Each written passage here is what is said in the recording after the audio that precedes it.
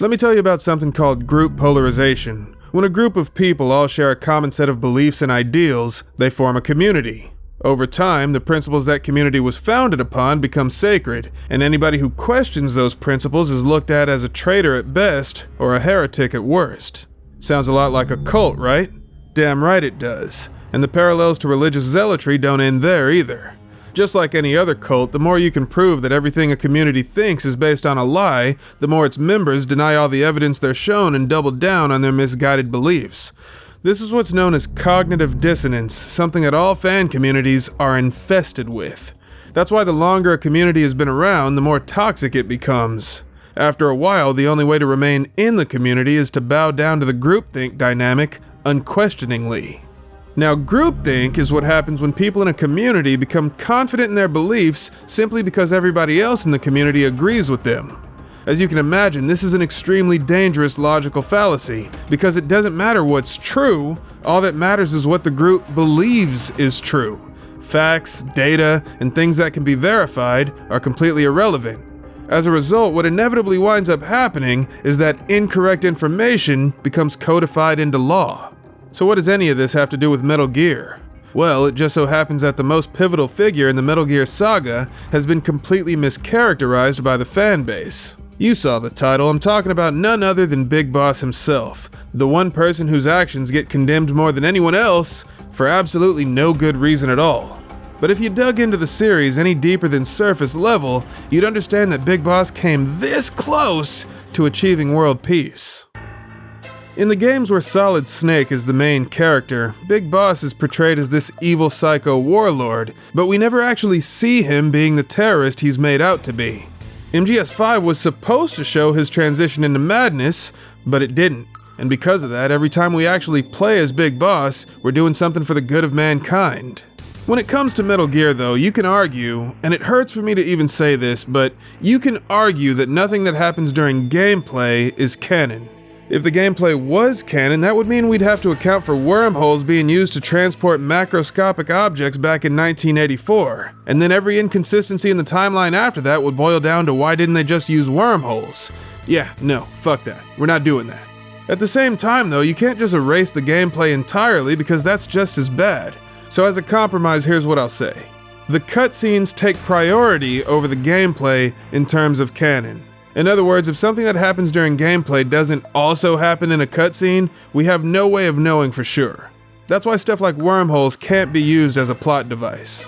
Anyway, like I was saying, in the games where Big Boss is the protagonist, he's always trying to save the world from some global catastrophe, so we never get to personally experience the horrible acts he's accused of. We're just told about his crimes and expected to take that knowledge at face value. That's not good enough. If Big Boss is supposed to be a super badass terrorist, there needs to be a hell of a lot more evidence for that than what we got.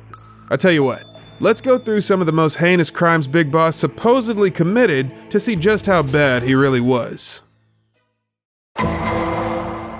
We'll start off with torture, the one act of villainy we actually see Big Boss participating in. Even though it wasn't the real Big Boss, Venom was still acting as B-Dub's proxy. And since the real Big Boss took advantage of the doppelganger that Zero made for him, that means he was complicit in every action that Venom Snake took. Here's the thing though. Have you noticed that every time someone gets tortured in the Metal Gear series, it's by electrocution? That's because of censorship laws. To ensure that their big budget games can be purchased by as many people as possible, Konami had to make torture more kiddie friendly. Seriously.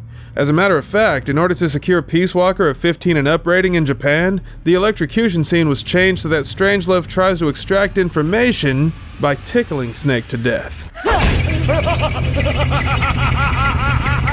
The other benefit to using electrocution as a torture method, if you could even call it a benefit, is that it makes it easier for the audience to believe that the victim won't suffer any long-term damage or be permanently disfigured afterwards. Being electrocuted in real life can result in horrific injuries, but the way it's portrayed throughout the series, people regularly walk away from being electrocuted like it ain't no thing but a chicken wing.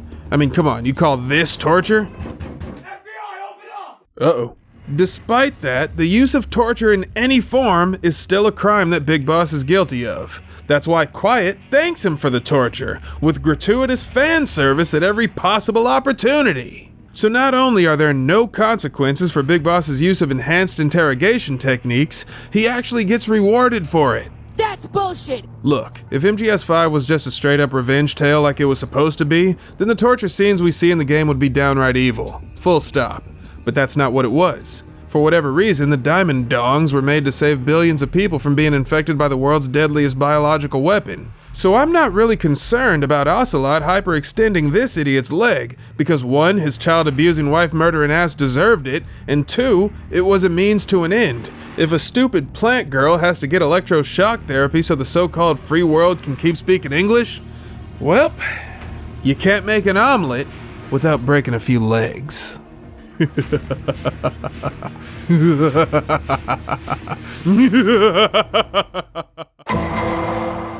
Next up, Kidnapping. In 1995, Outer Heaven agents abducted Dr. Drago Madnar and his daughter to force him to build the Metal Gear model TX-55. Not only that, but Madnar was also made to serve as an important hostage, ensuring any nation that wanted to destroy Outer Heaven couldn't just bomb the place to hell. And then I guess Dr. Madnar came down with a severe case of Stockholm Syndrome because 4 years later, Doc Mad defected to Zanzibar land of his own free will so he could give Big Boss the D. The Metal Gear D. Get your mind out of the gutter. Now, it's true that Madnar and his daughter were forcibly taken hostage during the Outer Heaven uprising, but something Big Boss said convinced the good doctor that Outer Heaven was a good idea. Interestingly enough, Madnar was so passionate about making Zanzibar into an economic superpower that he helped Big Boss kidnap his colleague, Dr. Keo Marv. But when Marv didn't give up his formula for I can't believe it's not petroleum, Madnar killed him. He even tried to kill Snake before his spine was blown to pieces by a few remote-controlled missiles, an event he somehow survived, but whatever. Quick sidebar. Soon after MGS4 was released, Konami launched the Metal Gear Solid 4 database, an official encyclopedia that contained information on every piece of canon in the series, including portable ops. Since MGS4 was a lot of people's first experience with the franchise, the database was necessary to bridge any gaps in people's understanding. The database is full of inaccuracies and contradictions, which goes to show you that even people who worked on the series don't know the story 100%. But still, as of 2008, the database was the only official resource we had for information about the canon. So, I want to direct everybody's attention to the article about Dr. Madnar, where it clearly states that he resurrected Big Boss with cybernetics after the downfall of Outer Heaven. But that information wasn't just made up for the database, that comes directly from something George Kassler tells Snake in Metal Gear 2.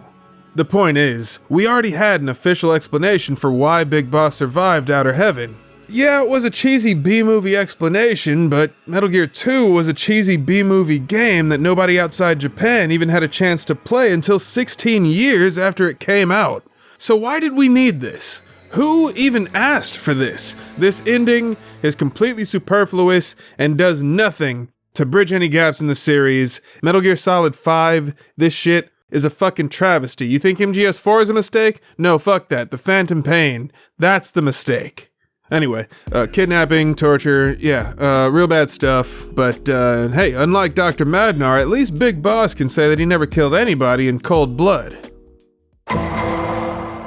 Time to ramp things up. Child soldiers. Won't somebody please think of the children? Aw, yeah. You hear that? That's all the fanboys just foaming at the mouth they want to shove this in my face so bad. A lot of people out there think Big Boss deployed child soldiers to the battlefield. But did he actually do that? No. Not a single time in his entire life. Solidus apparently did though, and since he's genetically identical to Big Boss, I mean, technically, never mind. As we see in MGS5, Big Boss's doppelganger goes out of his way to keep children safe from harm. But people think something happens between 1984 and 1999 that makes Big Boss change his policy. We never see it happen, we're just supposed to trust that it did. That's bullshit! After analyzing Metal Gear's story for so many years, I've had several discussions about Big Boss's status as the de facto villain of the series. And every single time the subject of child soldiers is brought up, people are quick to reference this iconic conversation from Metal Gear 2. You saw those children, didn't you? Everyone is a victim of a war, somewhere of the world, and they'll make fine soldiers in the next war. Start a war, fan its flames, create victims, then save them, train them, and feed them back onto the battlefield. To be perfectly clear, Big Boss's plan to create victims of war is an undeniably shitty thing to do, and I'll get to that, but for now we're specifically talking about child soldiers. Big Boss said those children would make fine soldiers in the next war, as in when they were old enough to make that decision for themselves. Big Boss did say he was going to train the victims of war that he created, but he never specified when. Let's play Liquid's advocate and say he was going to train the victims as children and not when they decided to join the military after they came of age. If that's the case, why don't you ever see the Zanzibar kids running drills or working on their marksmanship?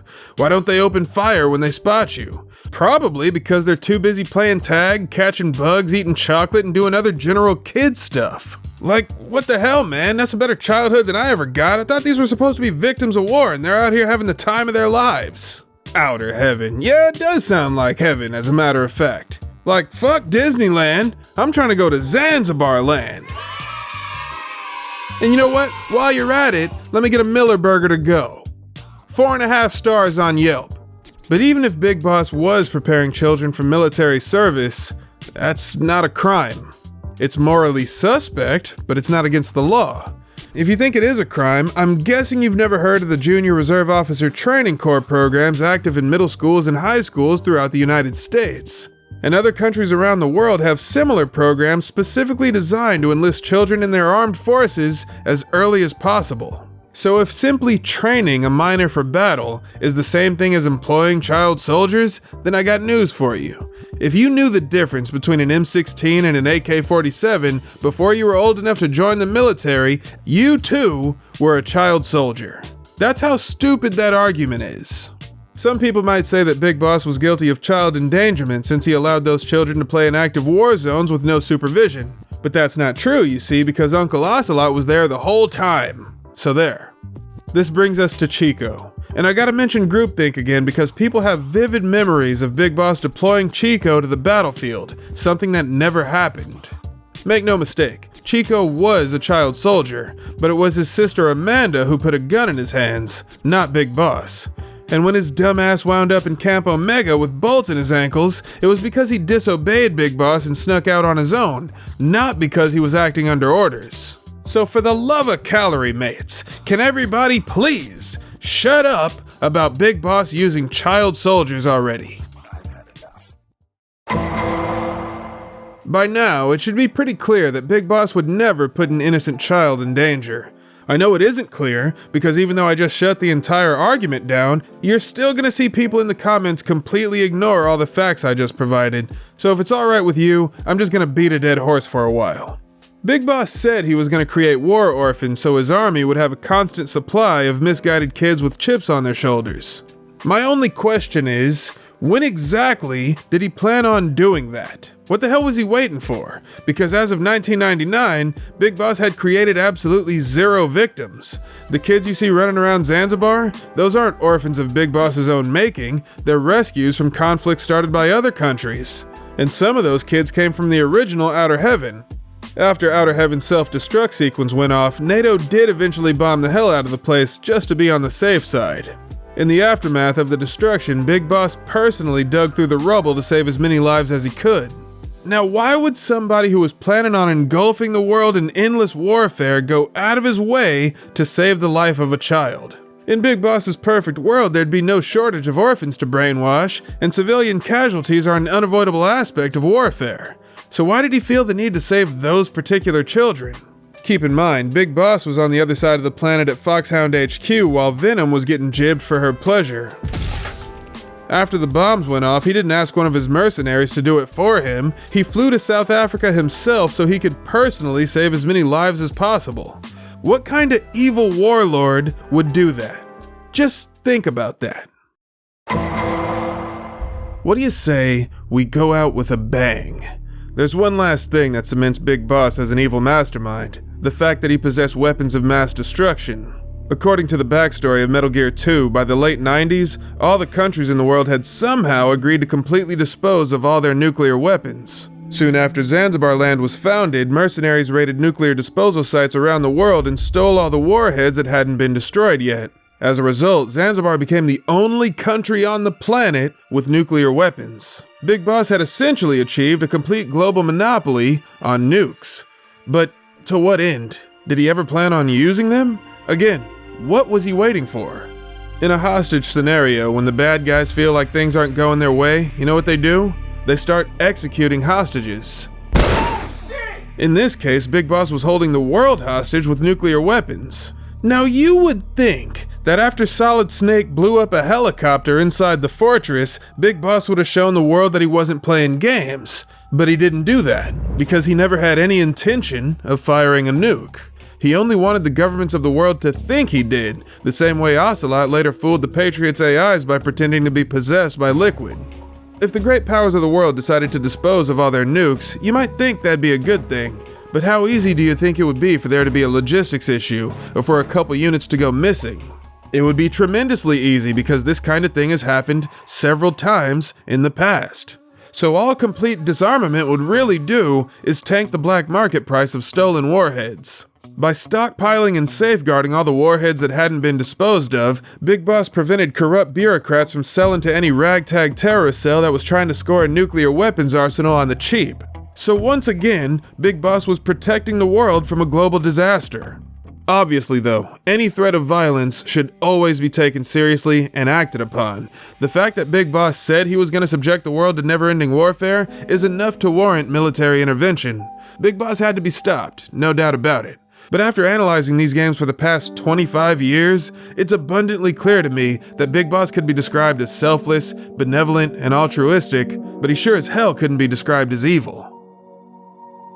Over the years, a lot of people have agreed with me that Big Boss was in fact a hero and not a villain. But then they say the reason why he was made to look like a terrorist was because the Patriots wanted to ruin his reputation and prevent the ideology of Outer Heaven from gaining influence.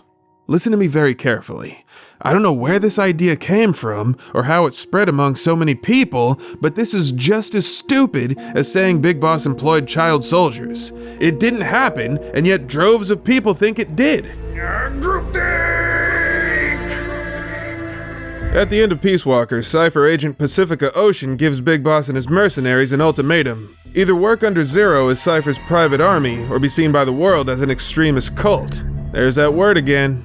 Theoretically, that would encourage the world to surrender their freedoms in exchange for protection. By turning Outer Heaven into a boogeyman that hides under the bed of the entire planet, all the countries of the world would be bullied into being controlled by the Patriots. But then Pacifica Ocean earns her namesake. She gets blown the hell up before doing a swan dive into the actual Pacific Ocean, so the scenario I just outlined never came to, well, it never came to pass. Something about Big Boss's character that I always found really interesting is that there's nothing special about him at all. If anything, he's just really lucky. Big Boss was only regarded as the greatest soldier of the 20th century because Zero created that myth and spread it around the world. In fact, everything Big Boss created, MSF, Diamond Dogs, Outer Heaven, and Zanzibar Land, was because Zero allowed him to. After Zero was infected with a strain of the vocal cord parasite, he realized he'd eventually be too weak to run his organization, so he employed Strangelove's expertise in AI to build a system to automate everything. After Strangelove's death, Donald Anderson was called in to finish the job, following the detailed instructions that Zero left before he went brain dead. One of those instructions was to keep the legend of Big Boss alive by any means necessary.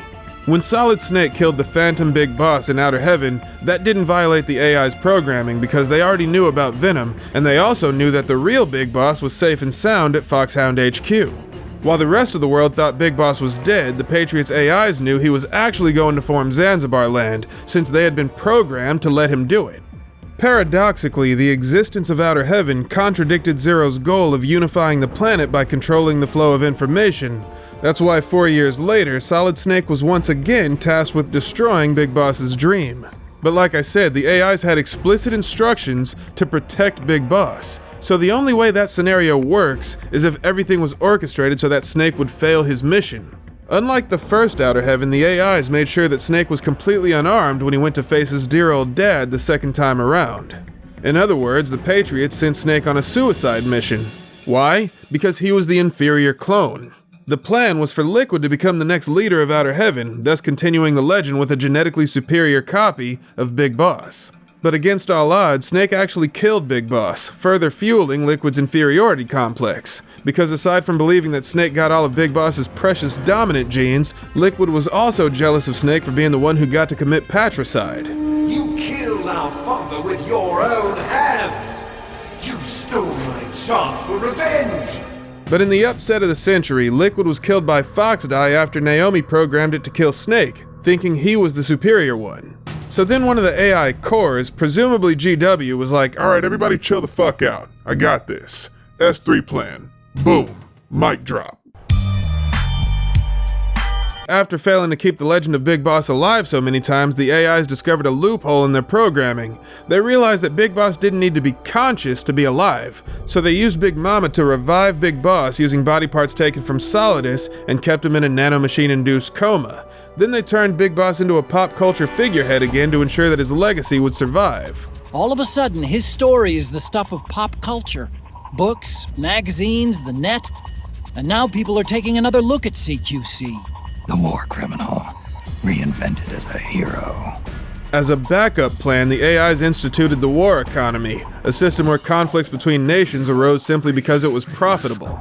Most of the combatants fighting in those conflicts were private contractors with no ties to any country. In other words, soldiers without borders. The problem was that the battlefield had to be controlled by the Sons of the Patriot system, a prototype of the S3 plan, which was eventually intended to be used to control everybody on the planet. In order to keep from violating their programming, the AIs had to realize Zero's vision of a unified world and keep Big Boss alive at the same time. To do that, they placed the flow of information under complete control while also ensuring that the legend of Big Boss was passed on from generation to generation on the battlefield. Instead of Big Boss's genes, it would be his meme that lasted forever. This is how we know for a fact that Ocelot couldn't have been talking about Big Boss when he mentioned Our Father's Will at the end of MGS4, because before the game even starts, Big Boss's dream had already been perfectly realized. The war economy was voted into existence by the United Nations, meaning they had actually banded together to create a world where soldiers would always have a place. Not only that, but the top private military companies on the planet were owned and operated by the same parent company, Outer Heaven. So in a way, Big Boss technically won the clash of wills between him and Zero, even though both parties were out of commission before a true victor could be determined. At least in the short term anyway. If Ocelot hadn't staged his insurrection, the Sons of the Patriot system would have eventually been used to control all aspects of life instead of just the battlefield. But things in the Metal Gear universe are never what they seem. All the major characters in the story are spies, so you can't trust anything anybody says. We were told that Outer Heaven was the result of a misinterpretation of the boss's will, but we were also told that Big Boss was an evil war criminal hell-bent on destruction. As we've already established, that's simply not possible. Big Boss always does what's best for humanity. Always. If Solid Snake had failed his mission, and Outer Heaven was allowed to become the nuclear superpower it was meant to be, would Big Boss have really gone through with subjecting the world to never-ending warfare? Personally, I'm not convinced. The way it was originally written, Big Boss was supposed to be a total madman who wanted to use his Outer Heaven doomsday machine to threaten all life on Earth. Then the sequels made the mistake of delving deeper into Big Boss's tragic origin story. It's true that Big Boss is guilty of threatening the world with nuclear devastation, but based on all the times he demonstrated his benevolent nature, the only logical conclusion is that he was acting with humanity's best interests at heart. Before we can tackle that subject though, let's take a look at one of the biggest plot holes in the Metal Gear saga that's gone completely ignored for almost 30 years. In the original Metal Gear, Solid Snake is the newest member of Foxhound, commanded by the legendary soldier Big Boss. Snake is sent on a mission to infiltrate a military fortress in South Africa known as Outer Heaven, but at the end of the game, it's revealed that Big Boss was the mastermind behind Outer Heaven the whole time. Before challenging Snake to a fight, Big Venom Snake Boss explains why the most inexperienced member of Foxhound was sent on such an important mission. I gave this mission to you, a rookie, thinking I could use you to fool the rest of the world. I'm guessing Venom meant that he wanted to keep the governments of the world from learning about Metal Gear's true capabilities. After all, a Metal Gear is the ultimate weapon, and the more people know about what it can do, the easier it would be to develop countermeasures. Naturally, Big Boss would want to prevent that. Another possibility is that Big Boss wanted to take advantage of Snake's eagerness to follow orders. Maybe Big Boss assumed Snake was in love with the legend, like all the enemy soldiers he had convinced to worship him during his time as a mercenary. The only problem is that there's never a point in the story where Snake's lack of experience would lead to bad intel. If Snake were to fail at any point during his mission, he would have just died. It's never explained exactly how Big Boss planned to use Snake to deceive the world, so this plot point just doesn't work. Then again, what plot point in the Metal Gear saga does work? Then MGS4 happened and made this even more of an issue.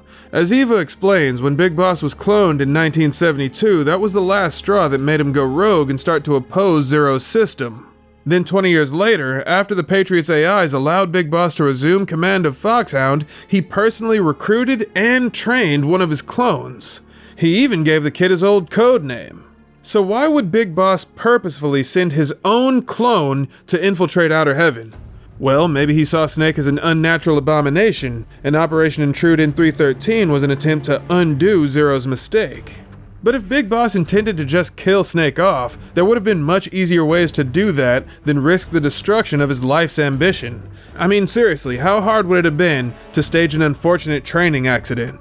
Besides that though, it would have been pointless to give a dead man walking the codename Snake. If the plan was to kill the kid, his call sign would have been something stupid like Flaccid Tadpole or some shit.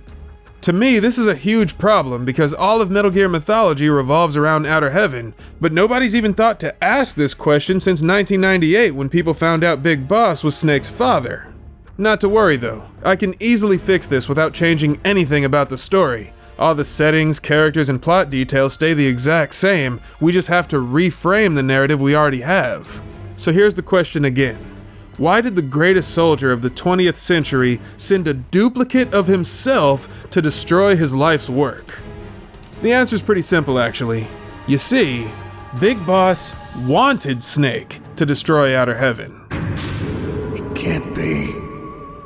Here's another question about Outer Heaven that's been bothering me.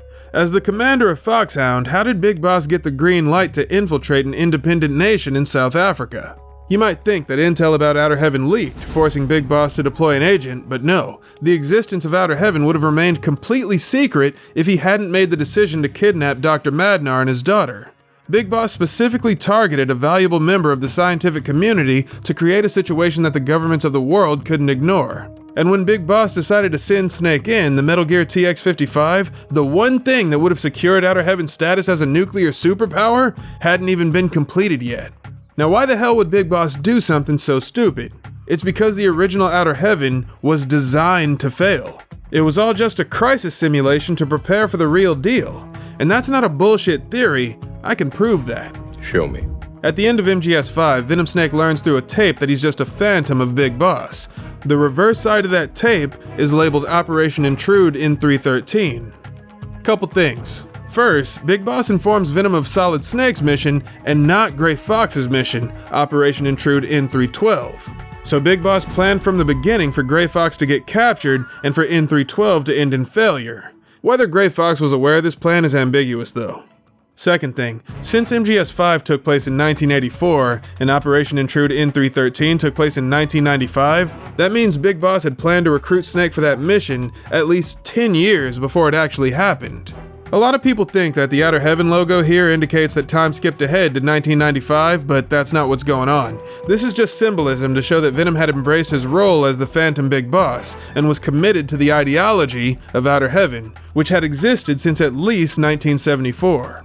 Big Boss's appearance during the events of Metal Gear 1 was never retconned, so we know there's no time skip because Venom doesn't age in the mirror. Either way, the most important thing about the existence of this tape is that in our universe, this is Metal Gear for the MSX. But in the Metal Gear universe, this is a military simulation of Operation Intrude in 313. But realistic in every way. In other words, every detail of Solid Snake's mission was planned from the beginning, including the part where Outer Heaven was destroyed.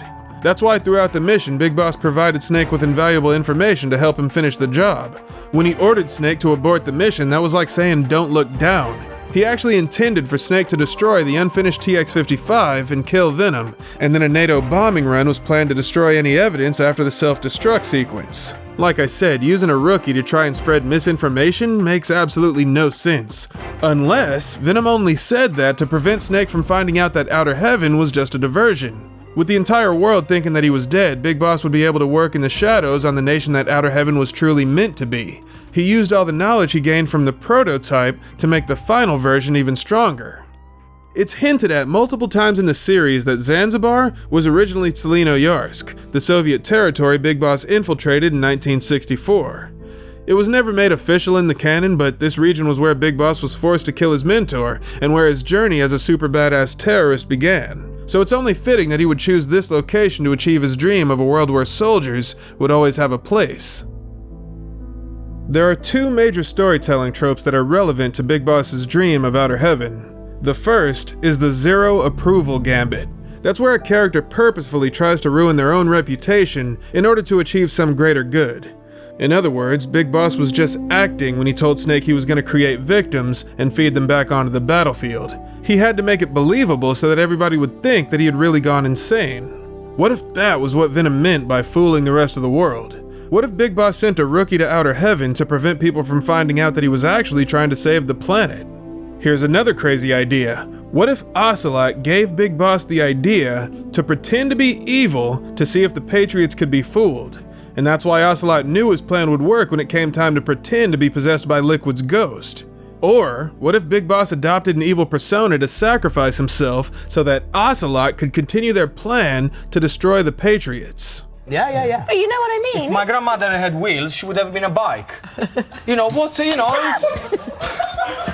If the zero approval gambit sounds familiar, it's exactly what the boss did. She tarnished her good name because she thought it would prevent war between the US and Russia. Big Boss considered this an act of betrayal because to him, when the boss quit fighting for what she believed in, she renounced what it meant to be a soldier, rejecting everything he stood for in the process.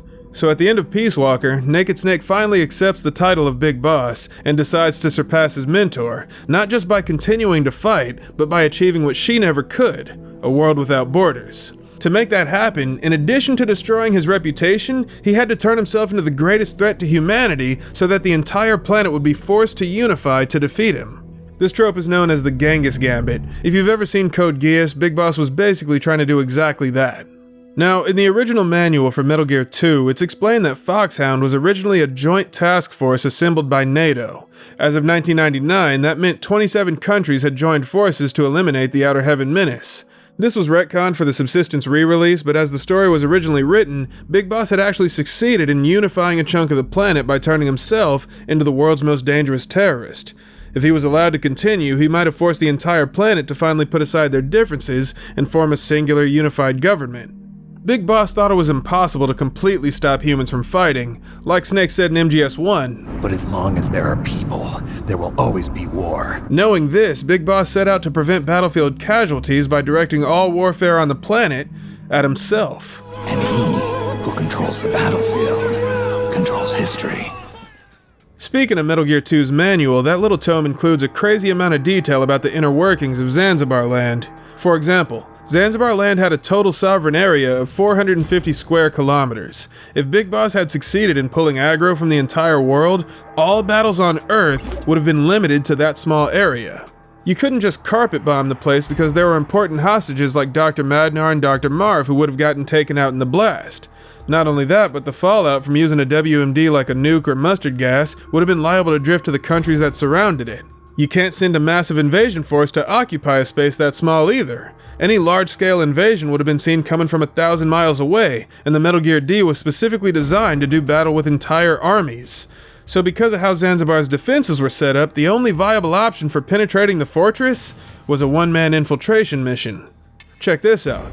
Zanzibar Land is described as having an army of 40,000 soldiers for hire, but only 60% of them stand guard over the fortress. That means only 24,000 soldiers are available to participate in combat at any given time. And that's what makes Big Boss's plan so incredibly brilliant. So all the countries of the world band together to stop Outer Heaven, right? But they can only send one guy to infiltrate the base. That means everybody really has to work together because all their hopes are resting on the shoulders of that one agent. But maybe that agent gets shot, or gassed, or eaten by giant scorpions, Or maybe they actually fall for Big Boss's dogma and switch sides. Then the world has to set up another sneaking mission and the process repeats. Under this system, all the fighting in the world would have been relegated to 24,000 dudes working together to stop a single agent. It's not a perfect solution, and obviously there would have been some missteps and pitfalls, but when you consider that over 100,000 US soldiers were deployed to Iraq and Afghanistan in 2011, it's easy to see. If Big Boss's plan had worked, it would have saved a lot of lives. So you can add one more crime to Big Boss's rap sheet. He sacrificed thousands of his own men just so he could do it again 4 years later, all in the name of ending the Patriots' control on the planet. But it's not like Big Boss wasn't completely upfront with his men about what the job would entail. He told Venom what was going to happen to him during Operation Intrude in 313 a decade ahead of time, so that dude knew exactly what he was getting into. Hey, what's up, man? It's me. Or you, I guess, right? What? Just wanted to give you a heads up, let you know what was going on. By the end of this, it's probably going to get kind of messy, so just wanted to set your expectations. Let's just say you're going to smell what the rocket is cooking, and it's going to be you. So, yeah. Oh no. It goes without saying that a lot of the ideas I presented in this video aren't what the writers intended at all. Obviously. This is just my attempt to fix what I think is a major problem in a story that I spend way too much time thinking about, if I'm being honest. The fact is, if Big Boss was supposed to be the big bad of the Metal Gear series, there were plenty of opportunities to show that. But since that never happened, there are only two possibilities. Either the writers fucked up and made Big Boss into a good guy by accident, or Big Boss was never supposed to be seen as evil to begin with. One of the reasons why Metal Gear has such a complicated story is because it's had 7 different writers over the course of the series. 7. And they didn't always have enough time to memorize everything about the previous games before they had to get to work on the next one, so it's completely understandable that certain minute details got missed. Sometimes a missed detail forces writers to implement retcons in order to keep the story moving, because it would simply take too much development time to fact-check everything and maintain consistency within the canon. I imagine that's why Metal Gear's story was retroactively changed to revolve around the misinterpretations of a character who sacrificed themselves for the good of humanity. Now, where have I heard that one before? If someone really wanted to double down on the metaphor that Metal Gear is an extremist cult, they could make the argument that there's Metal Gear Old Testament, but then the boss died for our plot holes, absolving the fan base from interpreting the story literally. I wouldn't make that argument, but I'm sure someone out there would. Like I said before, every single character in this story is either an unreliable witness or just a straight up liar. And since we have no idea what direction the series is going to go in the future, there's still a ton of room for speculation and reinterpretation. If Delta revitalizes the Metal Gear series like we all hope it will, then let this video serve as a warning to the next generation of Metal Gear fans about the dangers of groupthink and rabid fanboyism that are inherent to this series. And for that matter, any group of people. We need to pass the torch and let our children read our messy and sad history by its light. We have all the magic of the digital age to do that with.